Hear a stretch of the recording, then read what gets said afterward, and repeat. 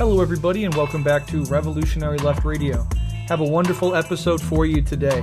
It is with Dylan Rodriguez, centered around his book, White Reconstruction, Domestic Warfare, and the Logics of Genocide. I think this is a really important work that reframes so much of the machinations within liberalism and capitalism, clarifies important distinctions, discusses the importance of abolition, and covers so much interesting ground, both contemporary and historically. So I was absolutely honored to have Dylan come on the show and discuss this wonderful work with us. We'll definitely have Dylan back on at another time to discuss more of his interests, more of his work. He's just a really affable, informative, and insightful human being, and I really appreciate everything he does. And as always, if you like what we do here at Rev Left, you can always support us on patreon.com/Rev Left Radio, and in exchange for your support, you get access to bonus monthly content. So without further ado, let's get into this wonderful discussion with Dylan Rodriguez on his book, White Reconstruction. Enjoy.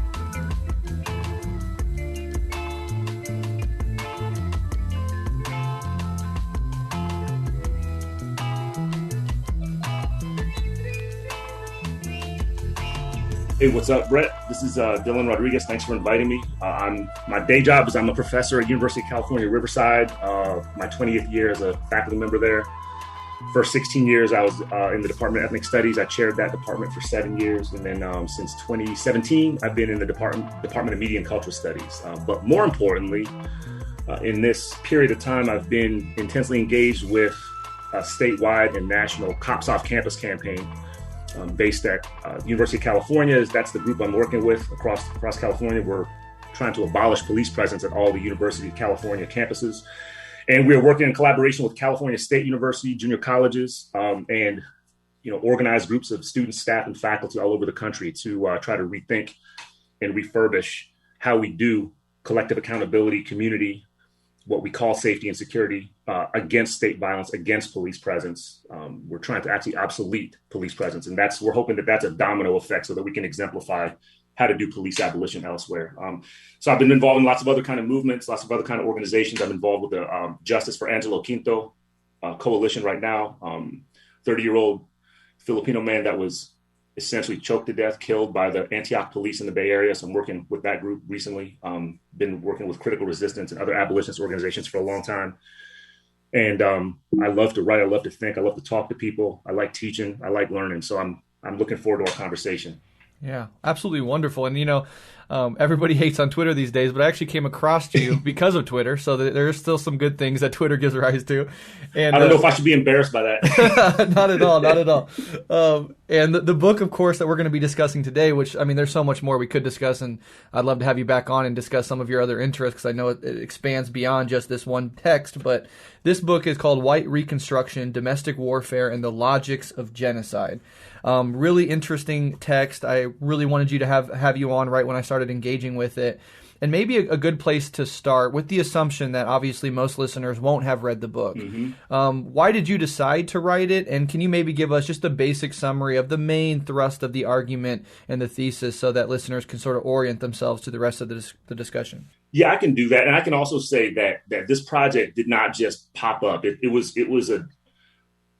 took me 10 years. It took me 10 years to really, not even just to write the book. It took me 10 years to think through the present tense and the historical context in which I was trying to pose my argument. And a lot of this was just trying to make sense of what was happening around me. I'll tell you that what spurred the book was the campaign, not even the election of, but the campaign of Barack Obama, the first Barack Obama presidential campaign. That's when the idea for this book started. And it was animated by a deep concern. I would even say, I hate to sound like I'm moralizing, but even a kind of political disappointment in people around me who identified as leftists, as radical, as, radical feminists, as, people to the left of the liberal progressive spectrum, people who were talking about liberation and freedom and revolution and abolition in different ways, suddenly kind of finding this, what I found to be a really misled and potentially dangerous political hope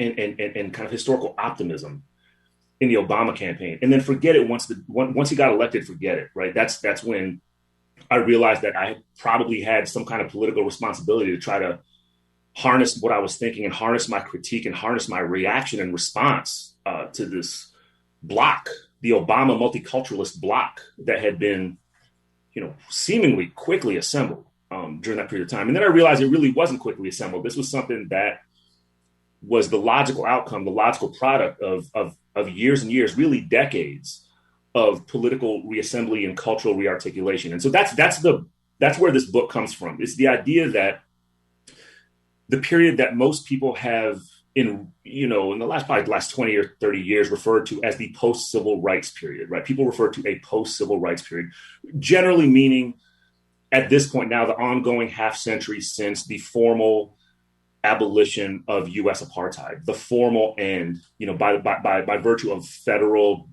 juridical decree of Jim Crow segregation, right? So people call that the post-civil rights movement, the post-civil rights era, the post-civil rights period.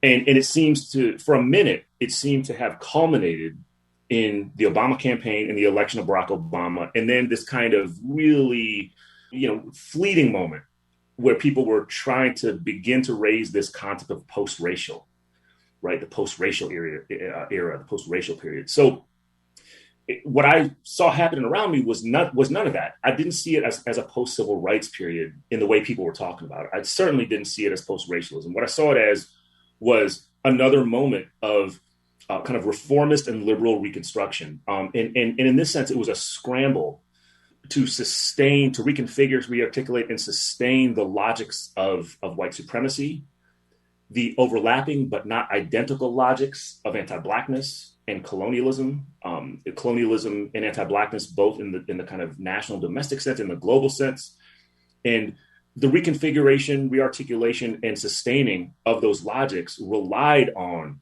various forms of liberal racial reform, liberal gendered reform, and so forth. So I started thinking of the phrase white reconstruction in dialogue with a bunch of colleagues. It was actually the late Clyde Woods, the amazing Black radical geographer, Clyde Woods, who was kind of sitting with me, listening to me babble on during a conversation. And I said the phrase white reconstruction. I said, yeah, I actually don't think it's, I said it kind of off the cuff. I said, I actually don't think we got to stop calling this the post-civil rights period. We got to start calling this white reconstruction, because that's what it is. And Clyde interrupted me and he pointed his finger at me. He said, you know what? That's the book you got to write. You got to write that book. This was around 2008, 2009, right around that time. That's the origins of the book. And so what I'm trying to think about in this book is first of all, a renaming of this half century that's followed the nominal formal end of U.S. apartheid.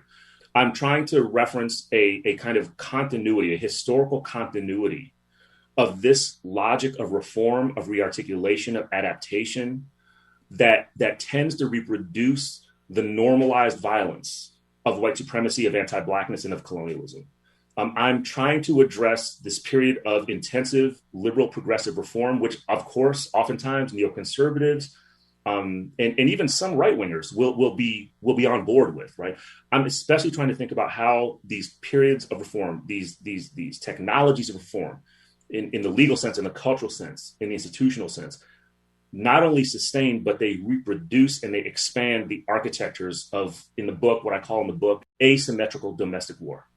I'm thinking of that as the kind of rubric through which I want to understand these logics, the concreteness of these logics of white supremacy, anti-Blackness, and what in the book I call racial colonialism. So this is the period of white reconstruction is to say that it's not just, far right rejuvenation. It's not just kind of the mounting of this kind of white nationalist grassroots proto-fascist aspiration that produced Donald Trump. It's not that. In fact, I would argue it's minimally that.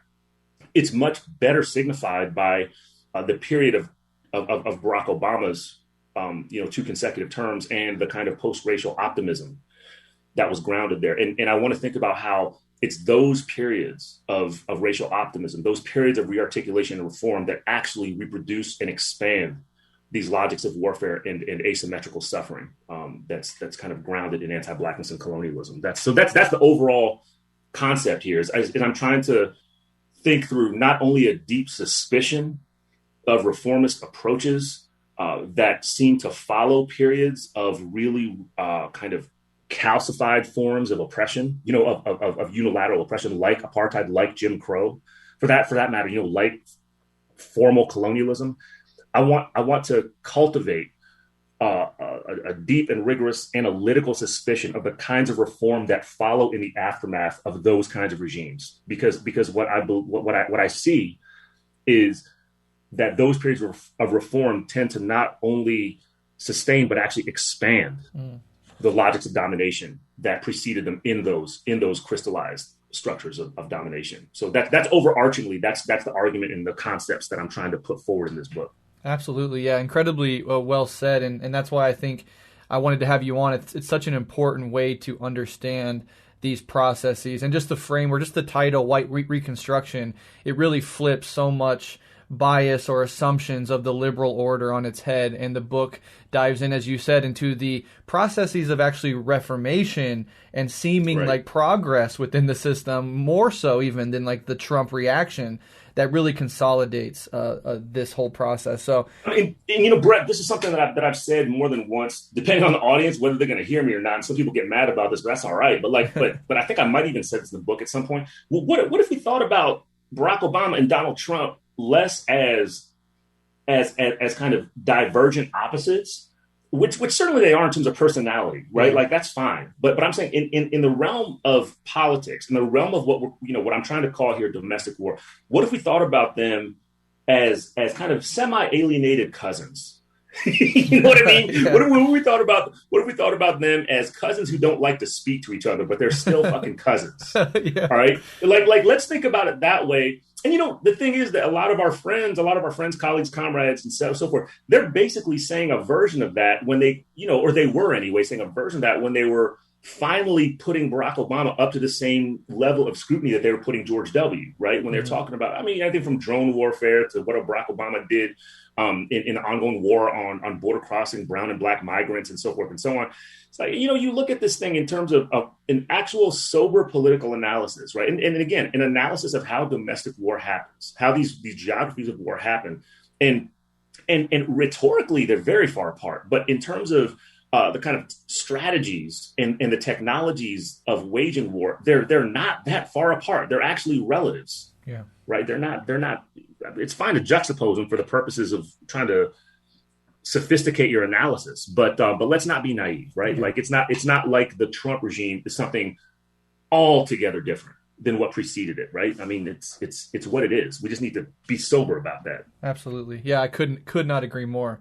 And as you make clear in the book, and I just want to make this very clear up front, the processes of anti-blackness, settler colonialism, white supremacy, etc., they're multi-centuries long historical processes, and they're constantly evolving and adapting, and as such, can't be confined to one specific historical era. However, we can investigate certain epochs to get specific understandings of how these processes manifest in a given period. And there's something very dialectical about that you made clear that I deeply appreciate. We've talked about the period that you've dubbed as White Reconstruction. Can you maybe talk about some of its core features? Right. So I will just emphasize that I'm searching constantly for a different analytical and organizing language to frame the period that we unevenly and differently inherit, and in which we are trying to do political and cultural and pedagogical work. So I just was deeply dissatisfied with the notion of a post-civil rights period for a bunch of different reasons. I also didn't like the way in which I heard it being brandished by people in the kind of mainstream left-right spectrum, because I found it intellectually and politically dishonest. Everything from the notion that there's an implication that the struggle for this thing we call civil rights was somehow essentially won, right? That it was in some fundamental or foundational way won, which of course it wasn't.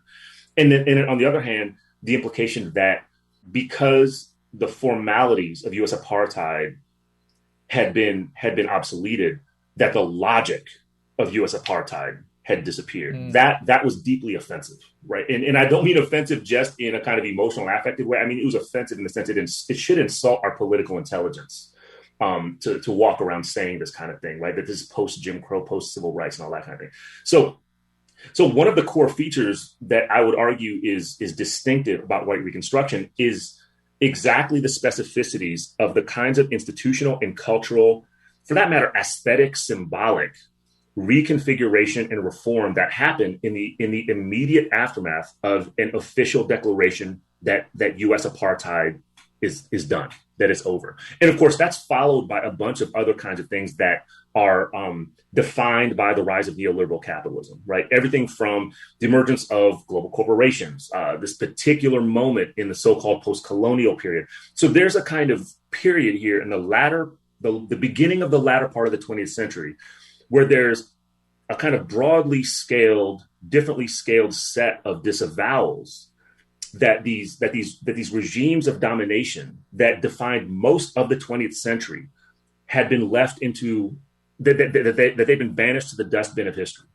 that they were over, right? That now there was a kind of teleological progressive movement into a new moment in civilization, in human history. And I use the word civilization and human history with capital C and capital H's, right? That this is a canonized, kind of violently universalized set of terms. So I'm not taking them for granted. I'm using them in the sense that these are enunciations of oppressive power, right? The statement of civilization, the statement of human civilization is an enunciation of power. But this is part of this period in the latter part of the 20th century. There's an enunciation that this civilization, that this particular form of global human being had matured, that it had left behind these brittle, unilaterally violent, calcified forms of domination of other peoples and other geographies and other ecologies and lands, and was somehow moving into a more enlightened period, a period of relative, democracy, of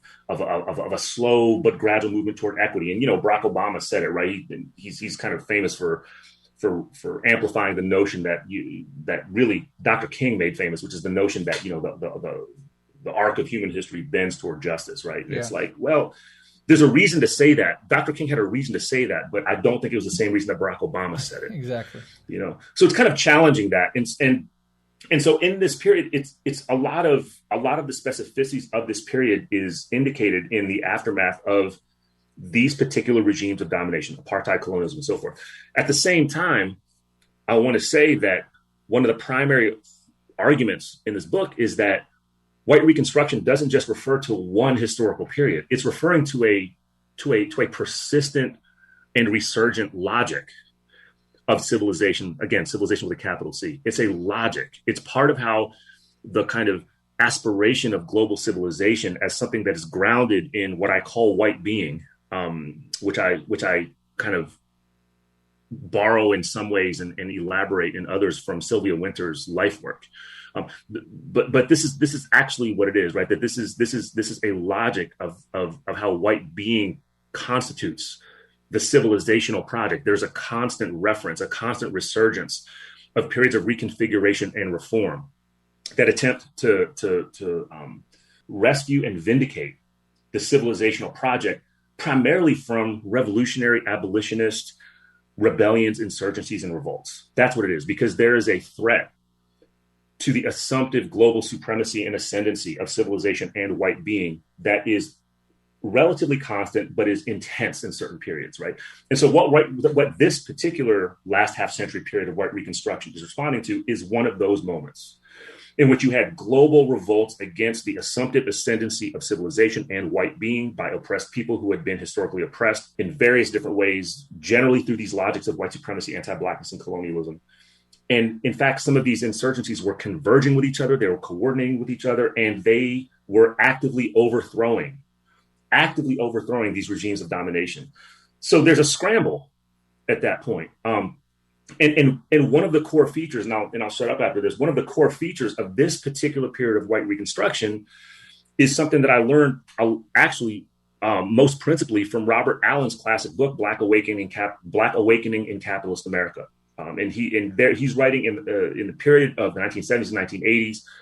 And what he's kind of walking us through is the set of directives that really constructed what I argue in the book was a kind of plan of soft counterinsurgency. And what I mean by that is at the same time you have domestic counterinsurgency happening through the direct state police, counterintelligence program, et cetera, repression of radical movements from the Panthers, right, to American Indian movement, to the Weather Underground, to radical feminist struggles, to global queer liberation struggles and so forth. At the same time, you had the hardcore police and state counterinsurgency that was criminalizing and attacking radical and revolutionary movements in the U.S. context. What Robert Allen's book walks us through is the kind of extended set of conversations between liberal philanthropy, meaning owning class liberal philanthropy. I'm talking about like the MacArthur Foundation, the Ford Foundation, Rockefeller Foundation, like by the way, all foundations that tend to fund me and a lot of my, coworkers in universities to do our research projects, right? These are the same foundations. There's a reason for that, right? Yeah. But what Robert Allen's book teaches us is how those blocks of philanthropic foundations started developing really intense conversations with state officials, with police, with district attorney, to try to figure out how the hell they were going to harness the elements of revolt and rebellion back into U.S. and global civil society. In other words, to prevent the downfall of white being and the civilizational project. So the soft directive became a kind of ongoing set of internally debated campaigns of reform, right? That's what it was. That was the soft counterinsurgency, is how do you engage in ongoing, widespread debates and conversations about reform that don't actually fundamentally challenge these arrangements of power, these technologies of domination. But in fact, maybe what they do is they invite non-white people, right? Maybe they invite folks who are in criminalized Black communities.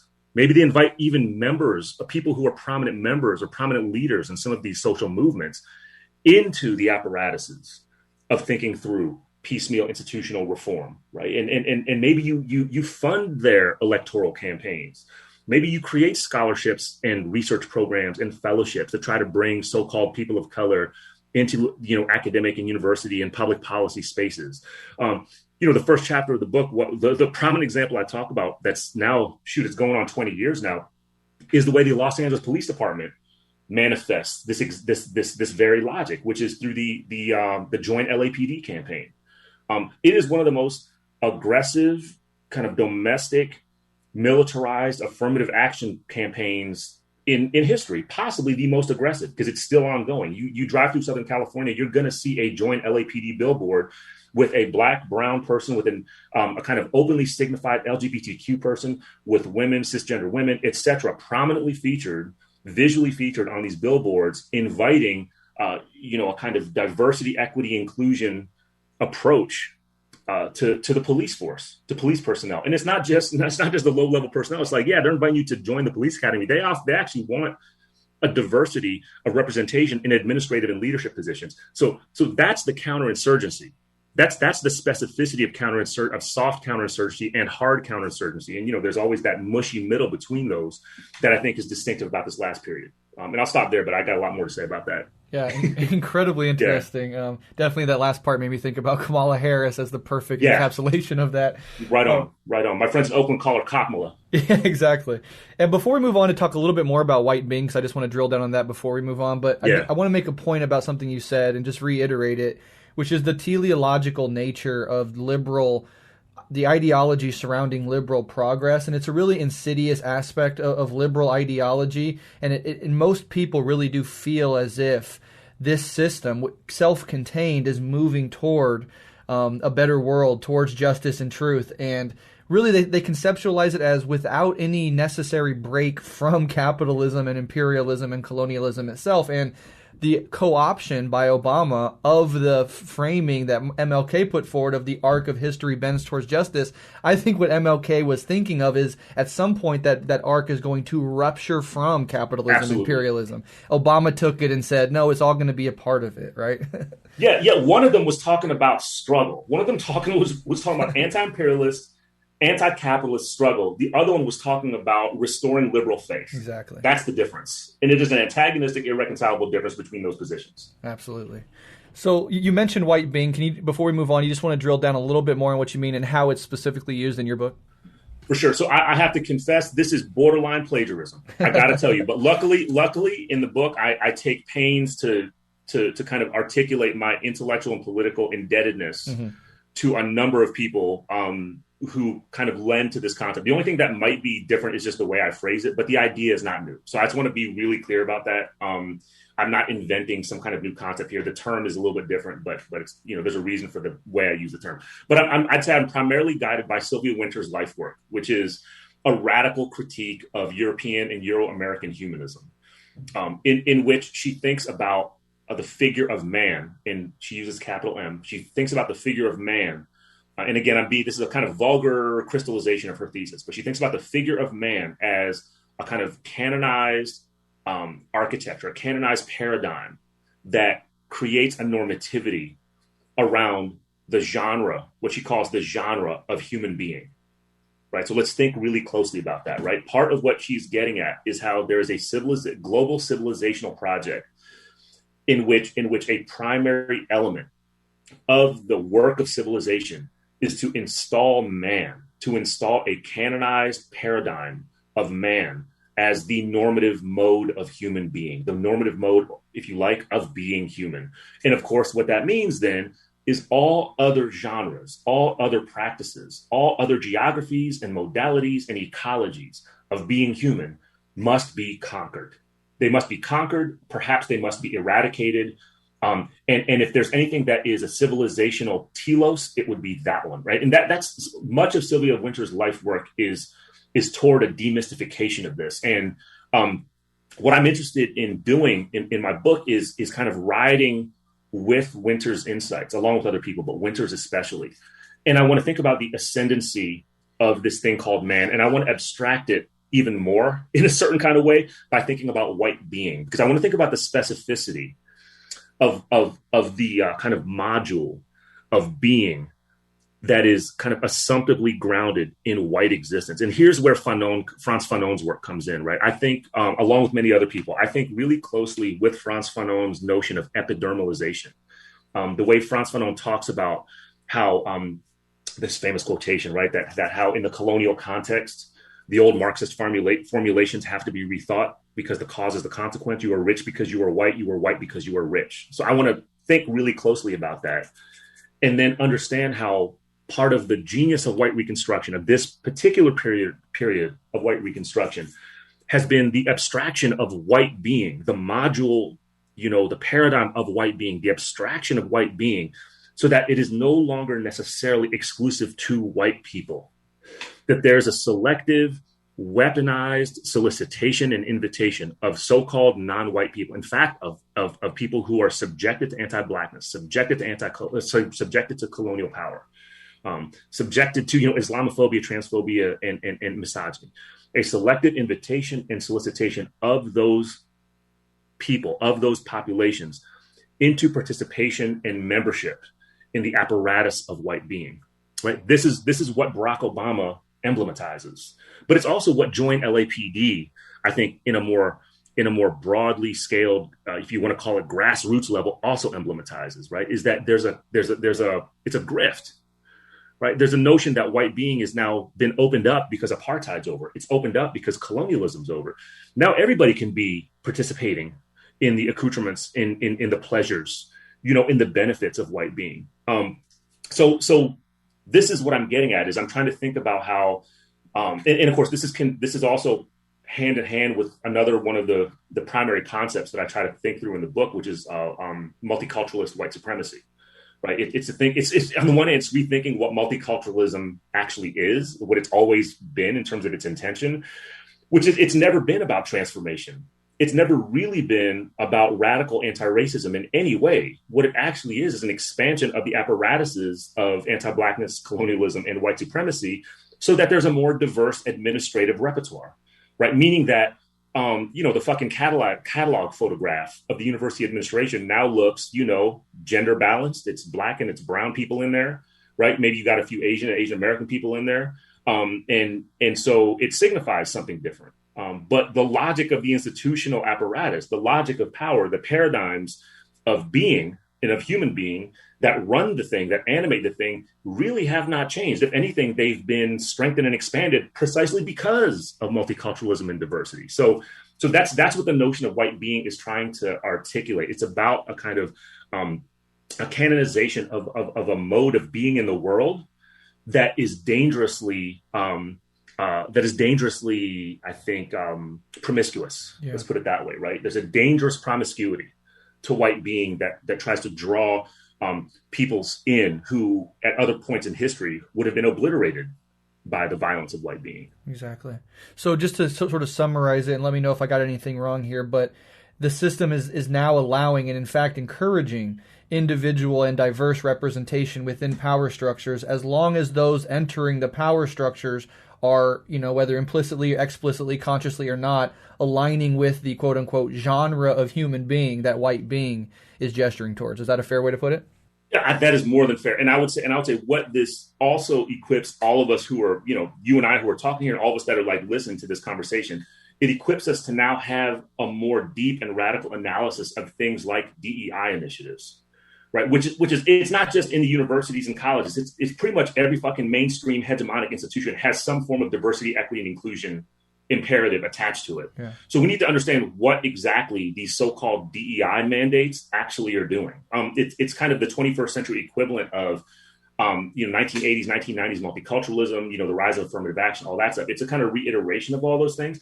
But let's think really closely about what DEI initiatives are intended to do. And here's the thing, Brett, I think it's actually even more flexible and dangerous than maybe your quick articulation of it was here, because it's not merely that there's a solicitation and invitation of people who are willing to cooperate with these logics of domination in these institutions, right? It's not just trying to find women and queer people and Black and brown people and Native people who are willing to cooperate.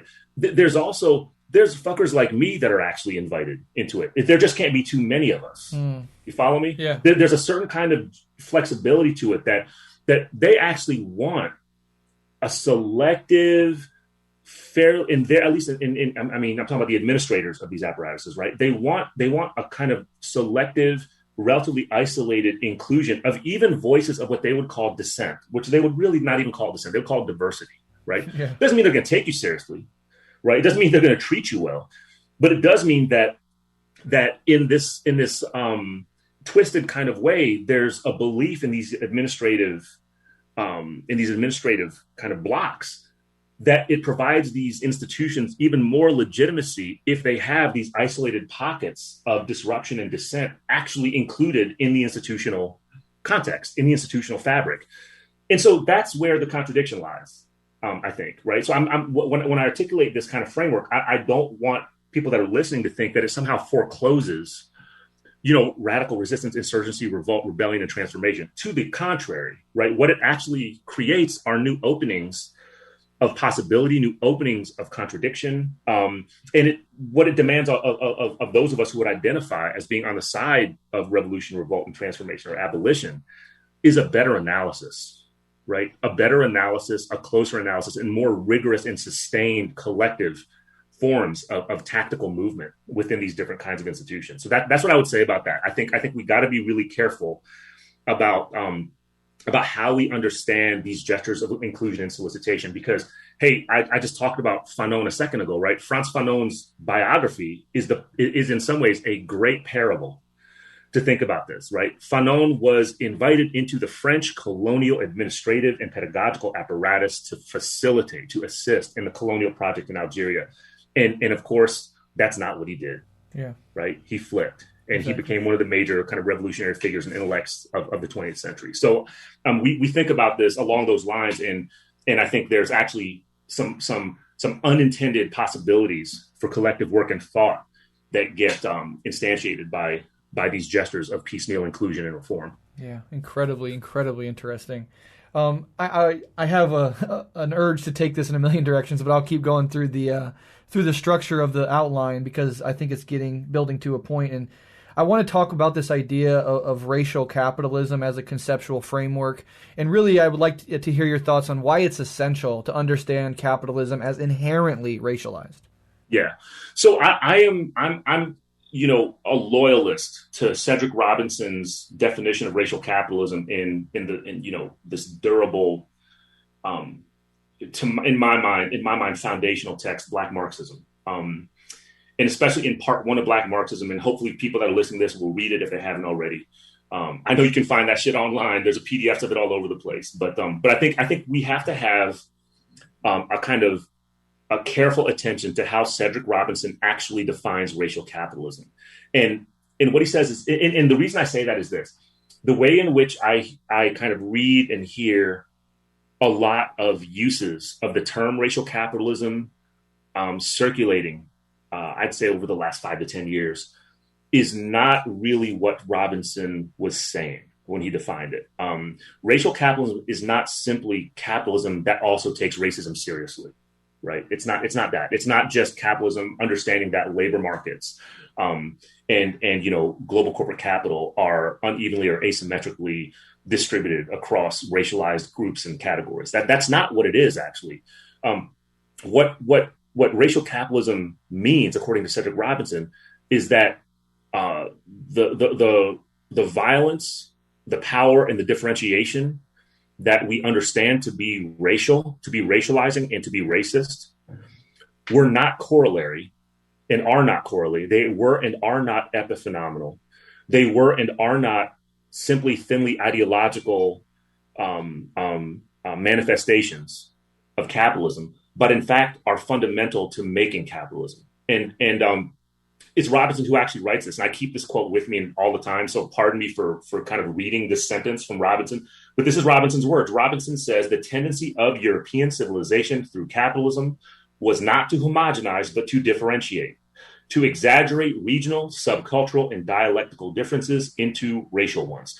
What he is arguing is that racialism, what he calls racialism, racial power, is rooted in the formation of European civilization itself, and therefore is constitutive of the very roots and foundations of capitalism's formation. That's what racial capitalism is. If we understand that historical fact, right, that historical picture, then we can begin to make different kind of sense of the persistence of anti-Blackness, colonialism, racial violence in the contemporary period. That's why I think we need to understand the kind of primary definition of racial capitalism as saying that, yeah, the forms of violence and so-called irrationality that people tend to attach to terms like racism, like white supremacy, anti-Blackness and police violence and so forth, those things are not deviations from the capitalist script.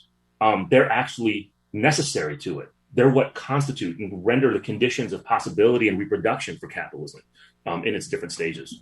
Yeah, I think that's incredibly interesting and important to remember, because a core liberal delusion, I think, is this idea that you can keep capitalism but get rid of the war and the racism and the corruption. And there's a really good analog in popular culture that more people, I think, would even have a visceral understanding of, and that's the term like crony capitalism. It's often used by like libertarians to suggest, well, capitalism itself is not inherently corrupt, but this is a corrupt form of it. And we all know on the left, that's a nonsense argument. And in the same way, racism as epiphenomenal and not constitutive of capitalism is a similar sort of bait and switch tactic. I mean, here, let's think about it this way, right? Like, if we want to think about racial capitalism in a really concrete way, if we understand that the building blocks of the conceptual building blocks of property and of accumulation that make capitalism possible, on the one hand, it's chattel, it's human chattel. I mean, there's now, at this point, there's an entire archive, there's an entire bibliography of work that historians and writers have done, especially in Black studies and diasporic Africana studies and Black studies, that have thought through this, that have thought through how it is that the chattelization of enslaved Africans was fundamental to the creation, the conceptual and material creation of modern capitalism. Like, you don't have one without the other. Yeah. What's that old saying, right? No tomatoes, no gazpacho, right? Like, it's foundational to it. And then in addition to that, you think about the kind of global colonial conquest project, the whole expropriations, not just of land, right? Not just of land and territory, but of ecology and of culture, and for that matter, of economy, right? The notion of economy, those things are so embedded in the global colonial conquest project that now, if you take those two things kind of in their side relative historical accompaniments, right? Meaning the chattel project and the colonial conquest projects and all those different iterations, those are the things that constitute capitalism. Mm-hmm. And it doesn't just fucking go away, with the nominal abolition of the transatlantic slave trade and plantation slavery. It doesn't just go away because, people enunciate the end of a colonial authority, right? Because you still, know neocolonialism, post-colonialism, and the persistent logics of anti-Black chattel. If you follow those logics across the different lives that global forms of capitalism have taken in these different periods, now you can begin to understand why it is that we have to understand something like the police murders of Breonna Taylor, George Floyd, and so many countless other Black folks are a primary expression of racial capitalism, not a corollary one, not an accidental one, not one that can be fixed or reformed or addressed in some kind of piecemeal way, that these things are a logical expression of racial capitalism in a million different kind of ways. Yeah, exactly. So let's go ahead and move on, and I want to talk about Chapter 3 of your book, in which you explore the concept of post-raciality as a condition of white Reconstruction and a precursor to the post-racial discourse. Now, you conduct this exploration in part through an examination of Barry Goldwater, which I found incredibly interesting. Can you explain this general argument and talk a bit about how you used Goldwater in this context? Yes, I'll walk y'all through this, because I know people listening to this, folks probably have a certain understanding of who Barry Goldwater was, right? Mm-hmm. And I had the same one that most of y'all have, which is, I was trying to figure out when I started doing the research around Goldwater in the early phase of writing this book. And I'll be honest, I found out that there was an archive of Barry Goldwater's personal letters and personal materials and whatnot at Arizona State University. And so I made a trip out there to look at that archive, and I'll dead honest, full transparency, I was looking for shit that would confirm a certain kind of narrative that I thought I was going to premise the book on, of Barry Goldwater being, one of the primary architects of like the kind of open white supremacist anti-Black state violence that defines a kind of particular stream of white Reconstruction, right? And I'm saying this because, here at this point, I'm riding on my understanding of the significance of Barry Goldwater's Law and Order speech when he lost the presidential, when he accepted the Republican nomination for presidential office, and of course he lost the election, but his Law and Order speech, as Christian Parenti and so many other writers and scholars have told us, that Law and Order speech has become virtually paradigmatic for elected officials, including district's attorney, for, the 55 going on 60 years that's followed that Republican convention. So I was looking for that. I was looking for, give me archival evidence that depicts this narrative of Goldwater being the kind of political architect of a moment in anti-Black white supremacist domestic warfare that builds on his Law and Order articulation, right? Of, marauders in the streets and all this language that he was using. Now, what's interesting is, I found some of that, but what I actually saw in the Goldwater archive was way fucking creepier than that. It was weird. Like, there was letters to and from Jackie Robinson, right? There was a letter that I write about in the book, a draft of a letter he wrote to Colin Powell.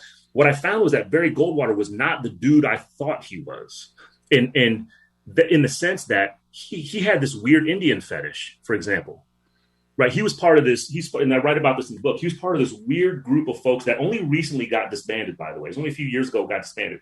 He was part of this white businessmen's club in Arizona, in Prescott, Arizona, called the Smoke-Eye people, SMOKI, the Smoke-Eye people. And these were white men. They were openly identified white men, generally from the business and kind of white bourgeois community right there, and white business community out there, that would engage in these kind of weird Indian fetish rituals. They would tattoo themselves. So they literally invented a kind of kind of like a white face native tribe. Yeah. Wow. And they prided themselves on doing these kind of yearly performances that were kind of loyal imitations of what Native people in the Southwest actually did. So there was that piece of him. And then you also saw all these gestures throughout his archive where Goldwater is articulating his kind of humanist attachment to Black equality, right? Despite the fact that he's famous for opposing the Civil Rights Act, right? Like, he makes these different gestures of identification with Black people. He brags all the time about how the military outfit he was in was one of the first desegregated ones, and how his family's drugstore operation was one of the first ones to hire Black people in Arizona, and so on and so forth. So here's what I'm getting at in this particular chapter is what creeped me out about Goldwater is that this stuff, and I'm looking at this right around the time Barack Obama got elected. I'm looking at this and I'm thinking, man, this guy who I projected to be a kind of pretty kind of unilaterally narrated architect of law and order, white supremacy, and warfare, which he certainly was also kind of giving indications of these early stages of post-racial identification among powerful, in this case, among powerful white people, elected officials, business people, and so forth.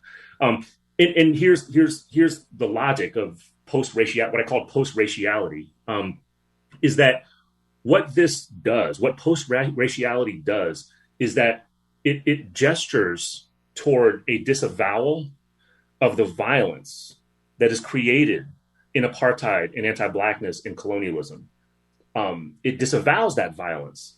And at the very same time that it also tries to expropriate and appropriate kind of these different cultural forms that Black people, Native people, and other people embody in their daily lives under conditions of duress, right? So it's gestures of white remaking, white self-remaking that actually refine white supremacist power, refine anti-Black and racial colonial power by way of disavowing implication in their violence. And so yeah, this is kind of the early. So I'm seeing like, okay, so this post-racial thing is not new.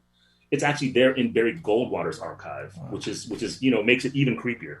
Yeah, creepy as fuck, and that is so interesting because I think it breaks down the caricature of Goldwater as simplistically an explicit bigot, and shows this undercurrent of really fetishizing colonized people in a way that sort of is a precursor to certain forms of liberals now, white liberals, who will manifest their sort of latent racism through ostensible acts of over-glorifying, romanticizing, and fetishizing.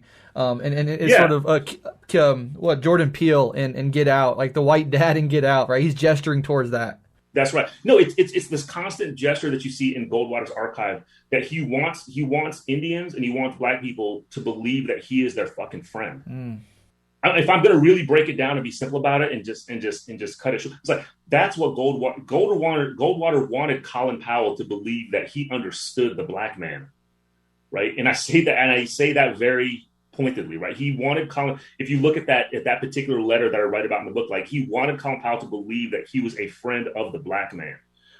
This Smoke-Eye tribe, these white people Smoke-Eye tribe, they wanted multiple Southwest Indian tribes to believe that they were like friends of them and that they were doing honor to their cultural practice and cultural heritage under these conditions of conquest by imitating what they call the snake dance every year, right? And they would fucking get tanned. Like there's these weird pictures of Barry Goldwater with a fucking tan, with other members of the Smoke-Eye tribe getting ready to perform their ceremony, right? So they went all out with this thing, man. And this is something which I think is not unique to Barry Goldwater. So I'm writing about him, but I'm thinking about him as symptomatic, as typical rather than unique. Yeah. So interesting.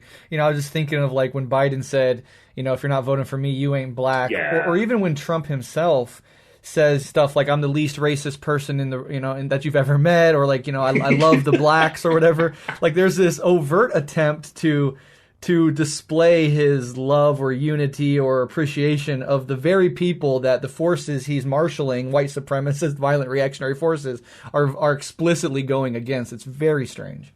Well, it's the disavowal. It's this that's one of the primary, I think, themes of this book is that there's a persistence to the kind of white disavowal of implication in fucking evil, in violence. And the point is not merely to identify the disavowal. The point is to think about the political work that the disavowals do. Right? How primary the disavowals of white implication for responsibility and accountability for historical violence, how primary that is to the rendering of these invitations to multiculturalist white supremacy to join LAPD and all the rest of it, right? Like you have the disavowal of implication is what accompanies the invitation to, participate in the apparatuses of white being. Yeah. Damn. incredibly essential to understand. I find that entire exploration fascinating. I want to continue moving on, and in your book, you critique the narrative of mass incarceration, which I found incredibly interesting, and you put it up as sort of intrinsically linked to a fundamentally liberal reformist project that reproduces and maybe even intensifies the processes it's claiming to critique. I was hoping that you could just elaborate on this argument, because I think it's really, really important and gets at a lot of these ideas. Yeah, so let me say this. I want to be really careful about how I kind of address this concept, this phrase, really, mass incarceration, because it's had different rhetorical lives, and it still does have some different rhetorical lives. There are different historical moments in different political circles in which the use of the phrase mass incarceration means something very pointed and specific, by which I'm saying what it really means is domestic war against criminalized Black populations, right? And people will use mass incarceration as a shorthand to refer to that, right? So I have no problem with that. And in fact, a lot of folks who use the phrase in those contexts, they'll call it mass Black incarceration, right? In a really explicit way. My concern is with the period that generally follows the publication of Michelle Alexander's book, The New Jim Crow, in which the phrase mass incarceration, the concept or the rubric mass incarceration, gets canonized. It gets canonized into a common sense language among liberal philanthropic organizations, a certain crowd within academia, certain scholarly crowd in academia, a certain crowd of activists, certainly elected officials, certainly media pundits, right? So that's when I say canonization, I'm talking about that circulation among that kind of set of overlapping groups or constituencies in which mass incarceration then becomes a common sense language. That's my concern. What are the grounds of that canonization? Because what I would argue is that the grounds of the canonization of the phrase mass incarceration among these overlapping constituencies is not an abolitionist one. It is not a Black radical one. It is not even one that recognizes in any analytically specific or consequential way that it's actually not mass incarceration. It is targeted. It is targeted incarceration. So on the one hand, my critique is that the way the phrase circulates tends to be rhetorically and intellectually dishonest. There's a way in which there's a kind of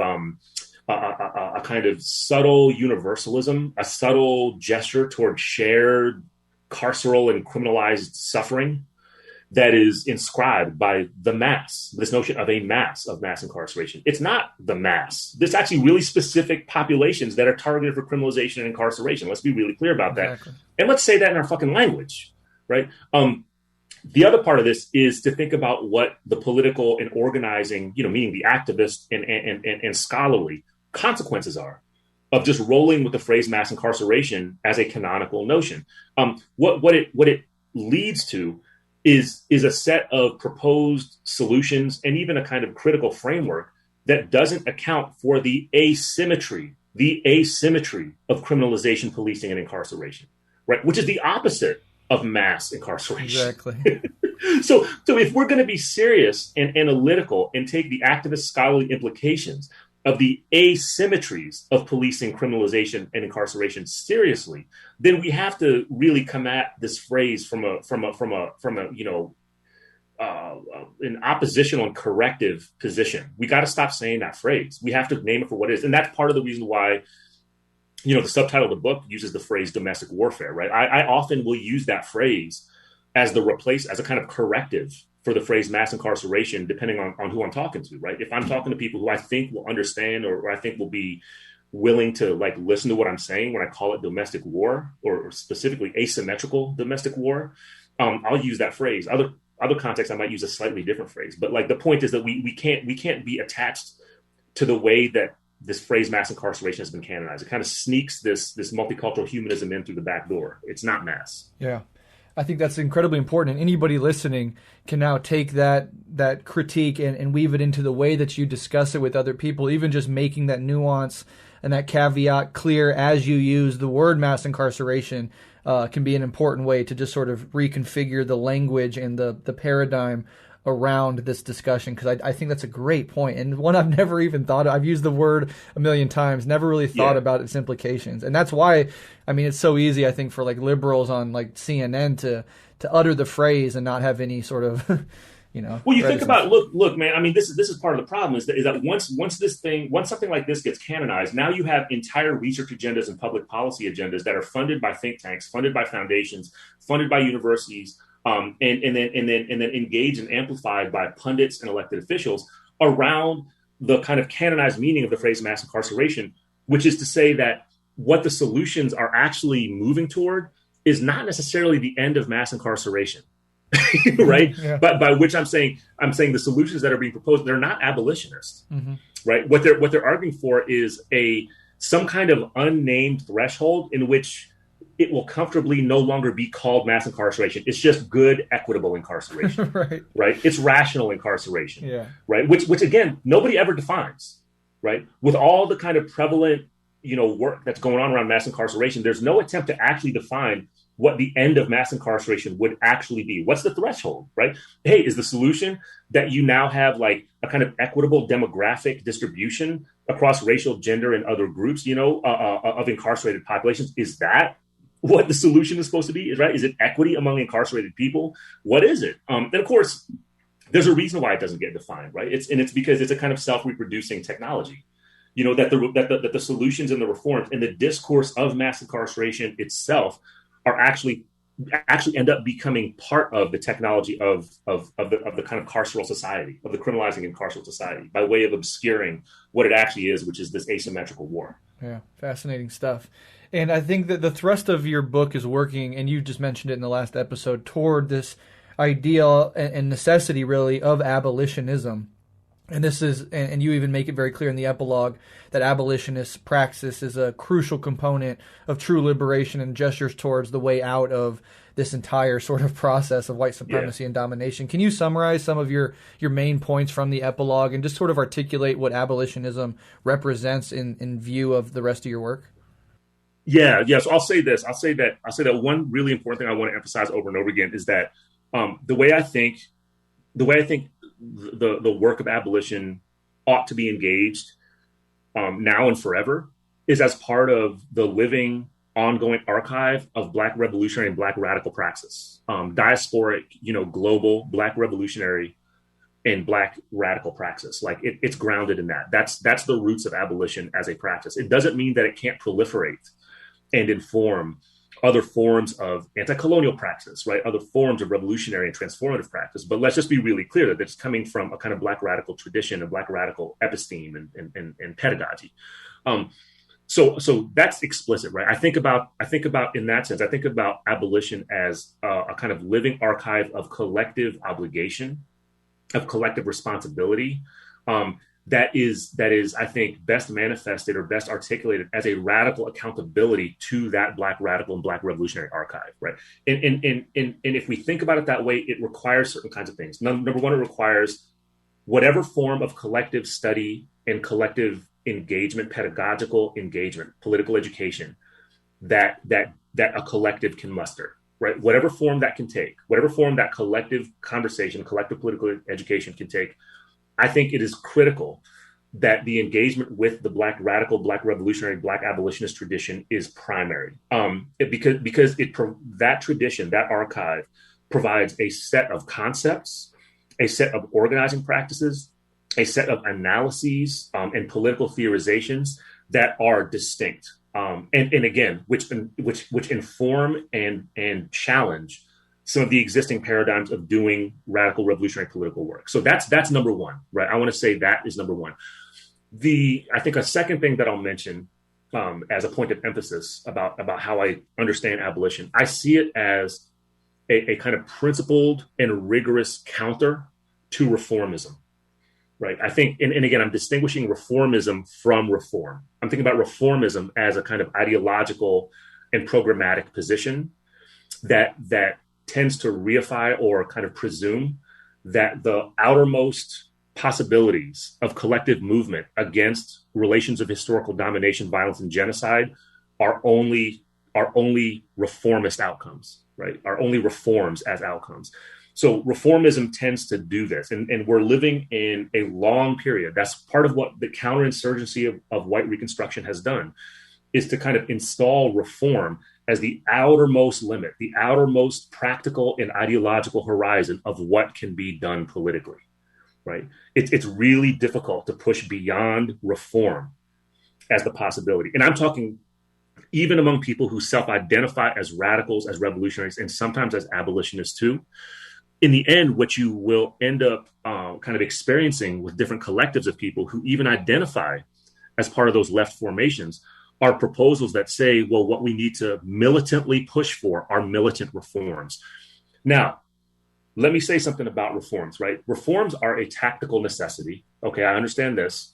I understand that there are various contexts in which there's an urgency around pushing for reforms and I say this all the time, pushing for reforms as essentially as a form of casualty management, right? I mean, I'll say this over and over again, that if I take my own analysis seriously, then I also take certain kinds of tactical reform as a necessity because they will prevent people from being eliminated. All right. So I'm not kind of pushing that aside. I'm not discounting that. What I am coming after is reformism, right? Reformism as an ideological horizon. So that's what abolition challenges, is that. And then secondly, thirdly, I'll say this, then I'll stop. I understand abolition as a language, a rhetoric, a kind of encouragement, a collective and dynamic encouragement to think about the meaning of key terms like freedom, right? What does freedom actually mean, right? What does freedom look like? What does community, what do notions of community, and for that matter, security, what is security, right? What is self-defense? What does, kind of autonomy or self-determination? These are key terms that we use all the time in our organizing, in our scholarly, and in our other forms of political and cultural work. But I think what the kind of framework of abolition does is it pushes and challenges us collectively to constantly revisit and rethink what those terms actually mean and how, for example, we can engage in visions and practices, and I mean practice in the everyday immediate sense of freedom, for example, that do not rely on the reproduction of existing relations of state domination, of power, of policing, of incarceration, of criminalization to secure the meaning of what we call freedom, right? How do we do abolitionist freedom? So I think part of what abolition also does is it kind of builds on this Black radical and Black revolutionary tradition to say that, what needs to be thought through in some collective way here are practices and modalities of being human, to go back to what Sylvia Winter's work talks about, and to what I'm trying to do in this book around this notion of white being. What does human being look like in the abolition of the ascendancy of white being? Yeah. Right. That's I'd say those are some of the 3 points that I'm really concerned with in thinking about abolition. Yeah, incredibly interesting. And I really also love the point about reforms as casualty management and separating reforms from reformism as an entire approach. I think that's really helpful and clarifying.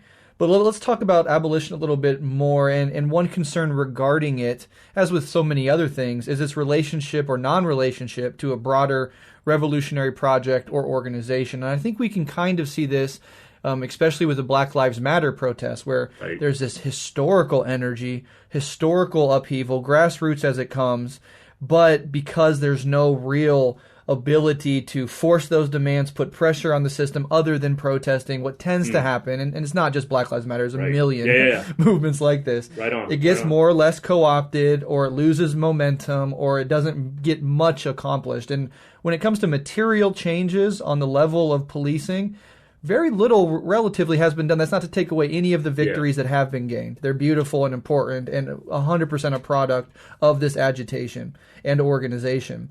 But with all of that in mind, what are your thoughts about abolitionism as disconnected from a revolutionary formation and being reduced to a mere set of demands without any actual mechanism to get those demands met? Just what are your general thoughts on that concern? This is a really important it's a really important tension, I think, to sit in and inhabit consistently. But let me start with this. I think it's really critically important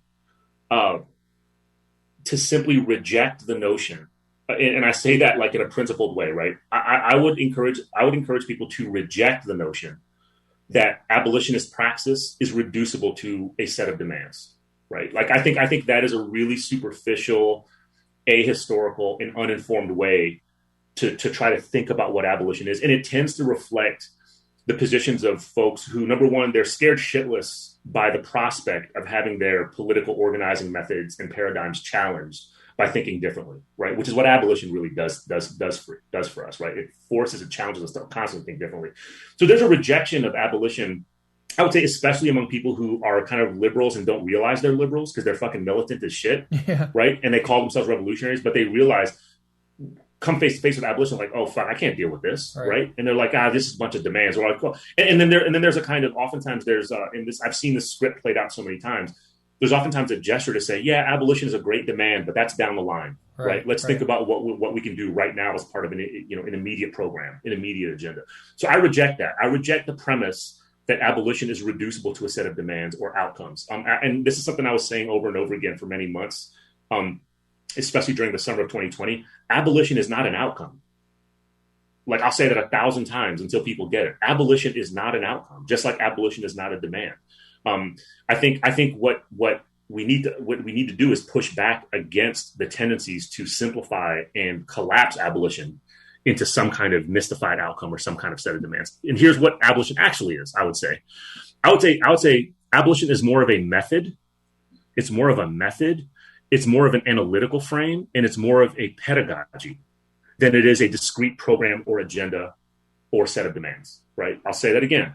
I see in this moment, in this particular historical moment, I see abolition as a method, as an analytical framework, and as a pedagogy, more than as a kind of discrete set of demands or a discrete agenda. So when I say method, I'm just echoing and amplifying what people like Mariam Kaba and Ruthie Gilmore and all these folks around me who've informed my thought and my work over many years, right?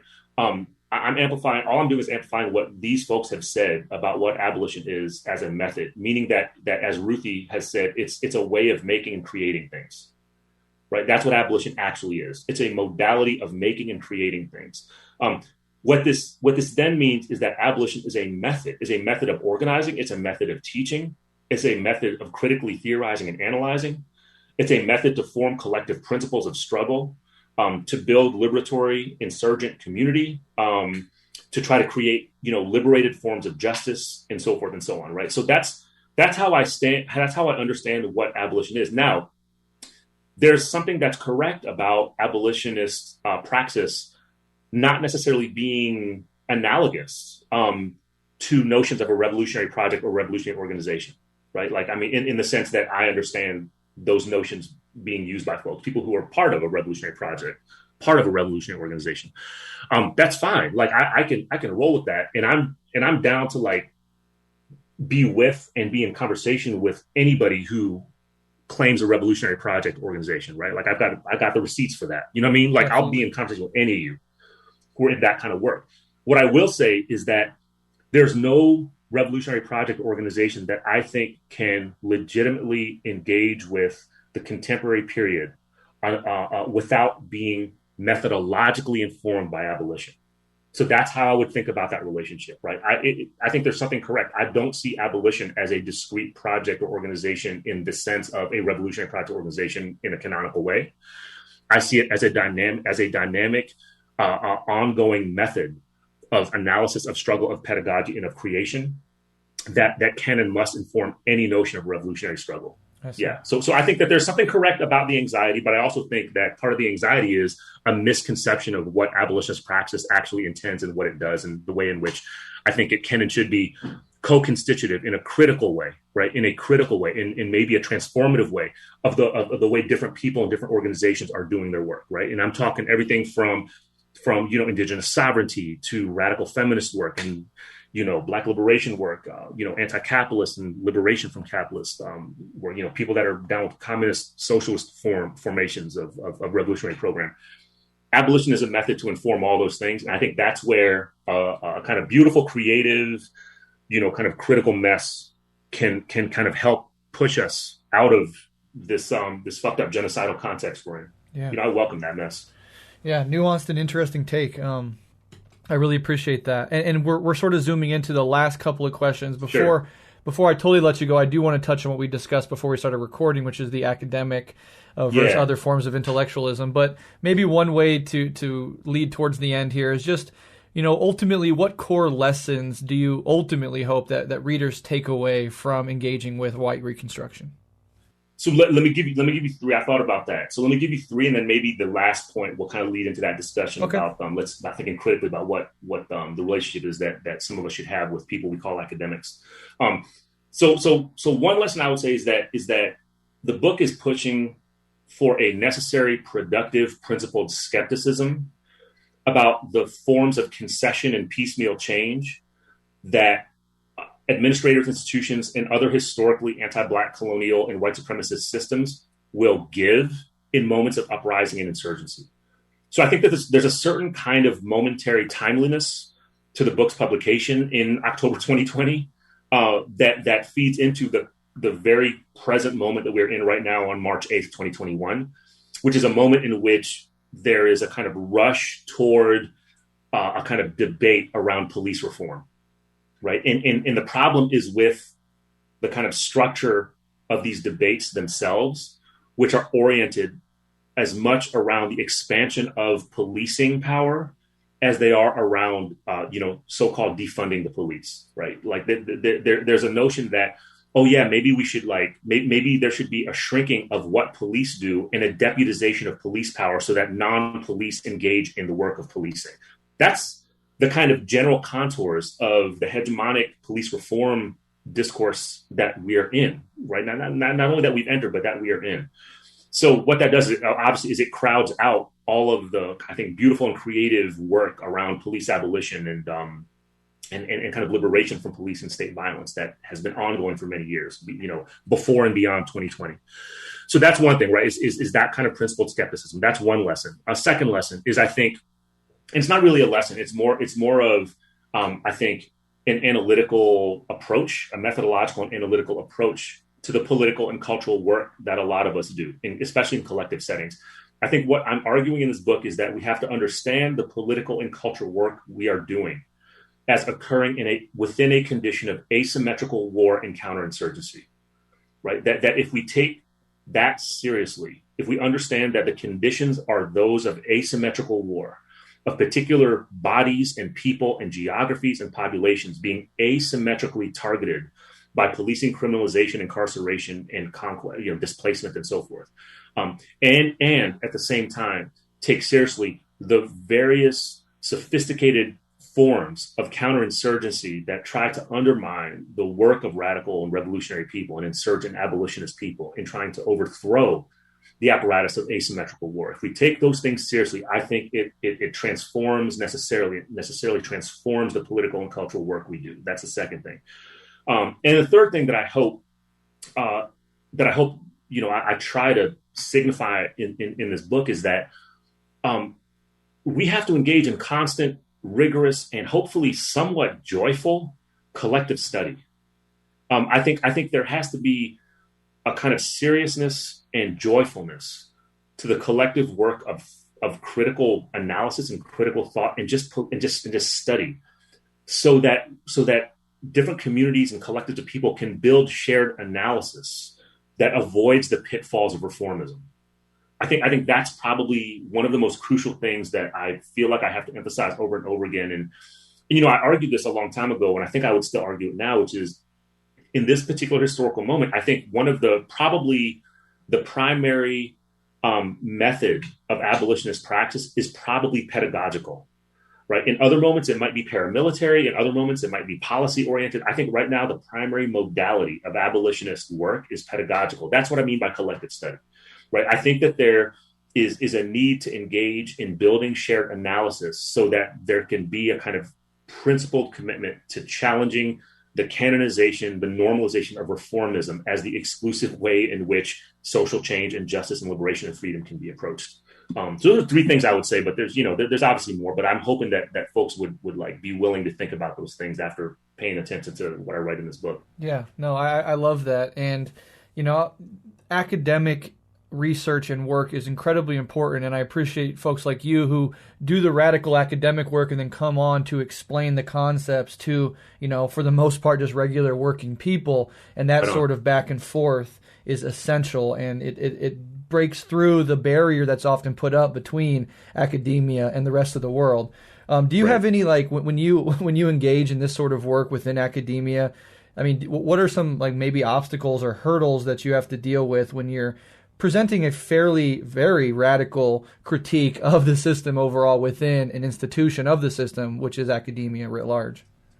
Yeah, I mean, I think part of this is there's a kind of, I think there's something specific about this to the U.S. context, in which there is an industrialization that I think still is underanalyzed. There's an industrialization of social movements and activist work that it is largely funneled into a kind of Saul Alinsky paradigm of winnable victories. Yeah. And is kind of disciplined in a bad way, right? Disciplined in a narrowing way by a nonprofit industrial complex, which again, Robert Allen writes about in Black Awakening in Capitalist America. I think he's writing about the early stages of the nonprofit industrial complex. But a nonprofit industrial complex that insists on kind of discrete reform-based campaigns as the exclusive method to signify viable movement towards social change. Okay, now you think about those dynamics, and what they crowd out is the messiness of collective engagement with critical analysis and kind of study and critical theorization. And the reason is that critical theorization, critical analysis, especially in a collective and shared sense, that shit does not tend to produce satisfying short-term practical agendas. Right? What that shit does is it actually complicates everything you fucking do. Right? And here's the thing. If you look at the historical record of collective movements for transformation, revolution, and insurgency, right? Without exception, without a single exception, that kind of engaged in ongoing collective study in some kind of sophisticated way and in some kind of collective way was and is essential, right? The problem that I see is this kind of, on the one hand is what I just depicted, which is this kind of the formation of this kind of Alinskyist paradigm around social movements that's, I think, toxified what people in the U.S. especially do. And then on the other hand, you have this other complex, which is the academic one, right? You have this thing we call academia, which is, by the way, it's an abstraction. It's not actually a brick and mortar thing. It's not a place. It's a fucked up aspiration, right? So a lot of us that have day jobs in universities, I think, need to more explicitly disidentify with the term and with the kind of aspirational position of being an academic, right? I think there's actually a political project there in pushing back against the identity and in the aspirational structure of academia and of the academic, in large part because if you look at it historically, they don't want a lot of us in there, right? And like, to the extent that we're struggling for respectability and inclusion in this thing we imagine as the academy, it's going to fuck us all up. Right. It's given way too many people I know. It's given them high blood pressure and cancer. And I mean, all kinds of bad shit comes from that. Right.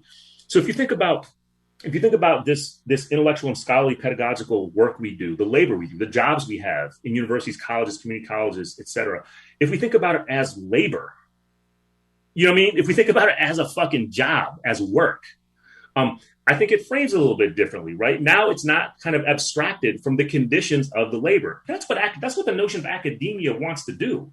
It wants to abstract your actual physiological, intellectual labor away from the conditions in which it is happening. So I say, fuck academia. Let's forget about that. And fuck the identity of academic. Forget about that. Let's think about what it means to be scholarly. All right? Like, let's think about what it means to be scholarly. This is one of the things, this is the beef I have with this Netflix film about Fred Hampton and the Snitch that just came out, right? Yeah. The film that will not be named. Yeah. All right. So like, one of the problems I have with that film is it fails to do any justice to how rigorous and scholarly Fred Hampton actually was as an organizer and as a thinker, right? There's the classic documentary, The Murder of Fred Hampton, which does, I think, in my view, a really phenomenal job of tracing Fred Hampton's scholarly activist work, as part of a grassroots, revolutionary struggle. And it kind of resignifies what it means to be scholarly. That's why I'm saying scholarly instead of academic, right? And I say to my colleagues in different spaces, and I don't mean colleagues in the university, I mean colleagues in social movements and organizations and activist circles, cultural circles, and so forth, abolitionist circles and so forth.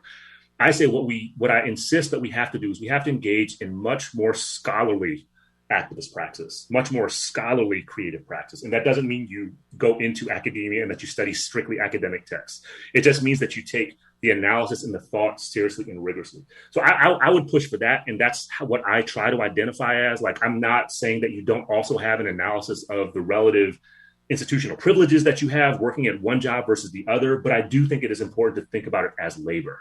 Yeah. Right. And to push back against this abstracted notion of the academy, which is so fucking elitist and petty bourgeois and bullshit anyways. Absolutely. I love that answer. I love the distinction between academia and scholarly investigation. And I certainly hope here at Rev Left, we help contribute to that general scholarly work of bringing some of these ideas. Oh, my God. Tafe, before we went online, before we started recording, I think I was telling you that, like, I see what Rev Left Radio does as, I should say this out loud. Y'all are actually exhibiting, you are performing exactly the kind of collective study that I'm talking about as being necessary, right? So like this is the work that you all do is contributing to exactly that kind of collective practice. So like that's why I'm appreciative of what you do. That's why I'm so happy to be invited to be part of this. Yeah, well, thank you so much. That's incredibly kind. It means a lot to me. And Dylan, when I invite people on as guests, often just reading their book, you never know how they're going to be on air, but as well as being a great writer and thinker, you're a wonderful orator. This has been a fascinating episode. I've learned so much. I know my audience has. Before I let you go, can you please let listeners know where they can find you and your work online and anything else you might want to plug? Oh, right on. Shoot, I got a bunch of links I could send you, man. Yeah. but let's see. I guess you could hook up with me. Send me messages. My email address is just my name, DylanRodriguez73@gmail.com. Hit me up. Hit me up more than once if I'm slow to respond. My Twitter handle is @Dylan Rodriguez. My Instagram handle is Dylan Rodriguez73. I got some links I could send you. I don't know if you can post that as part of posting the podcast, but sure. I want people to get involved with the national Cops Off Campus work. So there's the UC, University of California Cops Off Campus campaign has a link tree that I can send out that has a bunch of resources for people that want to get involved locally in that work. And then I have some stuff that I've written recently that people might be interested in reading. Colin Kaepernick curated a series called, along with Angela Davis, wrote the intro article for a curated series called Abolition for the People that's on Medium that I contributed to. That's one of my favorite things I've contributed to in recent years, actually. It's like just to be included in this, group of a couple dozen people. My good friend Connie One was one of the editors for this thing. But yeah, Abolition for the People is a series of short essays that came out on Medium. Y'all can find that pretty easily. Another thing I think some folks might be interested in reading that I wrote recently was for the preface for a special issue of the Harvard Law Review called Abolition as Praxis of Human Being. It's a foreword. You could pretty much Google that. That's online as well. So yeah, no, I could send you a few links that you can circulate out, but I hope people reach out to me if there's anything I can do to kind of help with the work they're doing and thinking they're doing. Okay. Yeah, absolutely. And yeah, shoot me an email with links and I'll put as many as I can into the show notes of this episode to make it as easy as for people as possible. And again, Dylan, I love this conversation, loved this book. Open invite. Anytime you want to come back on Rev Left, we got to do it again sometime. Right on. Hey, likewise. You just corral me and bring me in, and you got my information. So yeah, I hope this will be the first of many visits to the show. I really enjoy this. Dummies ask me why I'm always yelling fuck a cop, like they don't repost all the shit that I've been talking about. See, they don't think we're criminal intent. Crooks have to balance out the risk and consequence. Like, if you crush a cuff man by his neck and that results in a death, then the punishment is death.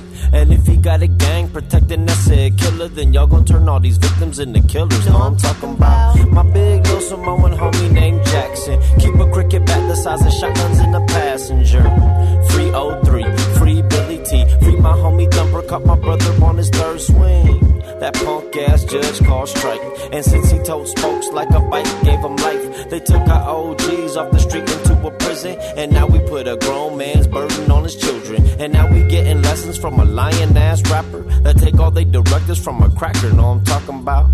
I'd rather eat a bullet for free than to have a Scooter Braun say he fucking with me. Nah.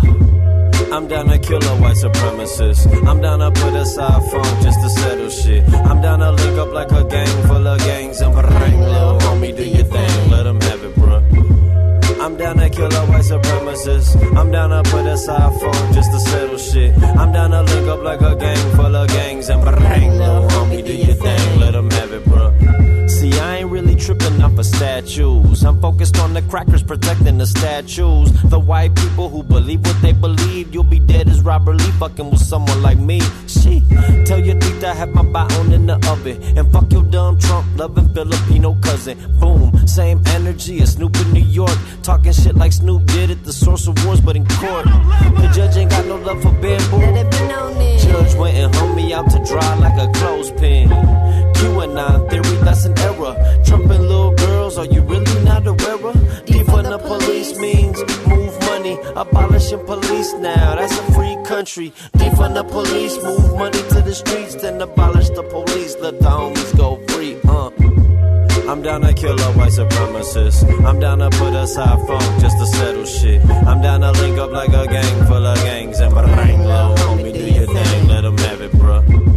I'm down to fight a white supremacist. I'm down to put aside funk just to settle shit. I'm down to link up like a gang full of gangs and bang, little homie, do your thing, know what I'm talking about. Yeah, we ain't got the luxury of time. Police and militiamen is drawing out a line. They've made a couple statements, but you ain't read the signs. I answered back with 9s, AKs, with quick slides. Iyay, patay, die, di pwede siyang sumabay. Ilibing nyo lang siya dyan, he gon' dry up in time. We ain't border designed to say the islands align. 7,000 fucking islands, bruh, quadruple the tribes. Just to illustrate that there ain't been control from the jump. But since we fightin', let's unite and turn that million to one. Sound like a million from one. Oh, that's a 100-round drum. That's a kid squeezing the trigger, sick of eating on crumbs. See, he think with a criminal's intent. He know he see money made, he see money spent. He talk with an accent, but he don't give a fuck. Cause the only thing he need to say is get that shit up. Run it. Run it. All of the price that we've been paying in the past has been freedom for the white man. We fought abroad so that the white man in America could be free today. Sick police dogs on I'm down to kill a white supremacist. I'm down to put aside funk just to settle shit. I'm down to link up with a gang full of gangs and bang, little homie, do your thing, know what I'm talking about. I'm down to kill a white supremacist. I'm down to put aside funk just to settle shit. I'm down to link up with a gang full of gangs and bang, little homie, do your thing, let them have it, bruh. I'm down to kill a white supremacist. I'm down to put aside funk just to settle shit. I'm down to link up with a gang full of gangs and bang, little homie, do your thing, know what I'm talking about. What your bitch ass gonna do? Let them have it, bruh.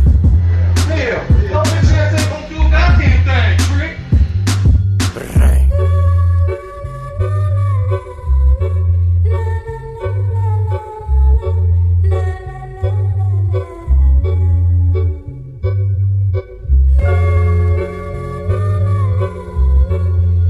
Now, the only way you can have peace is to eliminate those injustices, and the American white man is not going to eliminate them. He's going to talk that pretty talk, but he'll still continue to practice those inhuman deeds.